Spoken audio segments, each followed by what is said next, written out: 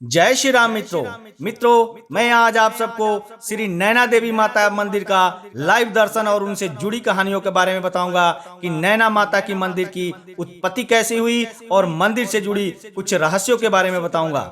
मित्रों, हिमाचल प्रदेश का विश्वविख्यात शक्तिपीठ श्री नैना देवी मंदिर समुद्र तल से लगभग 5000 फीट की ऊंचाइयों पर विद्यमान है। यह मंदिर पंजाब हिमाचल सीमा पर स्थित श्री आनंदपुर साहिब से मात्र 18 किलोमीटर की दूरी पर एक ऊंची पहाड़ी पर स्थित है। हर साल लाखों की संख्या में श्रद्धालु पंजाब, हिमाचल, हरियाणा, दिल्ली, यूपी, बिहार, उत्तराखंड और अन्य प्रदेशों से माता के दर्शन के लिए आते हैं। विदेशों से भी कई श्रद्धालु माता के दर्शन के लिए आते हैं। आइए अब हम आपको बताते हैं माता की मंदिर से जुड़ी कुछ कहानियां और वहां के कुछ रहस्य। मित्रों, विश्वविख्यात शक्तिपीठ श्री नैना देवी 51 शक्तिपीठों में से एक है और कहा जाता है कि यहाँ पर माता सती के नेत्र गिरे थे, इसलिए इस मंदिर का नाम श्री नैना देवी पड़ा। प्राचीन काल में जब माता सती के पिता राजा दक्ष प्रजापति ने यज्ञ का आयोजन करवाया था तो उस समय सभी देवताओं को उन्होंने इस यज्ञ में भाग लेने के लिए न्योता दिया, लेकिन माता सती और भोले शंकर को इस यज्ञ में नहीं बुलाया। इससे सती माता बहुत क्रोधित हुई। राजा दक्ष प्रजापति के यज्ञ में जाने के लिए भगवान शिव से हठ किया और हठ के कारण सती माता अपने पिता के उस यज्ञ में चली गई और जब वहां जाकर देखा कि सभी देवताओं के लिए स्थान प्रदान किए गए हैं लेकिन भोले शंकर के लिए कोई स्थान नहीं है, तो वह बहुत क्रोधित हुई और अपने क्रोध को रोक ना सकी और वह स्वयं यज्ञशाला में कूद गई।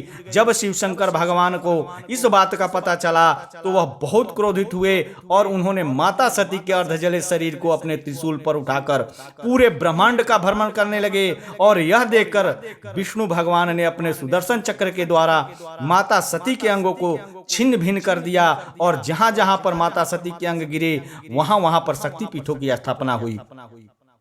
माता श्री नैना देवी के नाम को लेकर और भी कई तरह की मान्यताएं हैं। कहते हैं कि जब माता श्री नैना देवी ने महिषासुर का वध किया था तो सभी देवताओं ने खुश होकर जय नैना मां उद्घोष किया, इसीलिए भी माता श्री नैना देवी के तीर्थ स्थल का नाम श्री नैना देवी पड़ा। प्राचीन काल से एक और कथा प्रचलित है। कहते हैं जब नैना नामक गुज्जर ग्वाला अपनी गाय चराता था तो अचानक एक गाय के थन से उस पिंड पर अपने आप दूध निकलना शुरू हुआ और माता ने उसे रात को सपने में दर्शन दिए और कहा कि यहाँ पर मंदिर की स्थापना करना। फिर इस मंदिर की स्थापना हुई और नैना गुज्जर के नाम पर ही इस मंदिर का नाम श्री नैना देवी रखा गया। मित्रों, आइए मैं मंदिर का कुछ रहस्यमय और चमत्कार के बारे में बताता हूँ। मित्रों, इस कलयुग के अंदर भी श्री नैना देवी मंदिर में 2 चमत्कार विद्यमान हैं। पहला चमत्कार है माता जी की प्राचीन हवन कुंड। कहते हैं कि इसमें जितना मर्जी हवन करते जाओ शेष कभी नहीं उठाना पड़ता, सारी राख विभूति इसके अंदर समा जाती है। इस हवन कुंड में श्रद्धालु विजय प्राप्ति के लिए, दुख रोग कष्ट दूर करने के लिए, धन प्राप्ति के लिए कई प्रकार के हवन किए जाते हैं। कहते हैं कि घर में 100 हवन करने के बराबर इस हवन कुंड में 1 हवन की मान्यता है। दूसरा चमत्कार है माता जी की ज्योति का आना। माँ ज्वाला देवी माता श्री नैना देवी से मिलने आती है। सबसे पहले ज्योति के दर्शन माता के त्रिशूल पर होते हैं, उसके बाद श्रद्धालुओं के हाथों पर पीपल के पत्तों पर ज्योति के दर्शन होते हैं और यह 15 से 20 मिनट तक चमत्कार देखने को मिलता है। उस समय मौसम बहुत ही भयानक हो जाता है। उस दौरान तेज तूफान आता है और बिजली कड़कती है, एकदम लाइट चली जाती है और उसमें माता की ज्योति प्रकट होती है।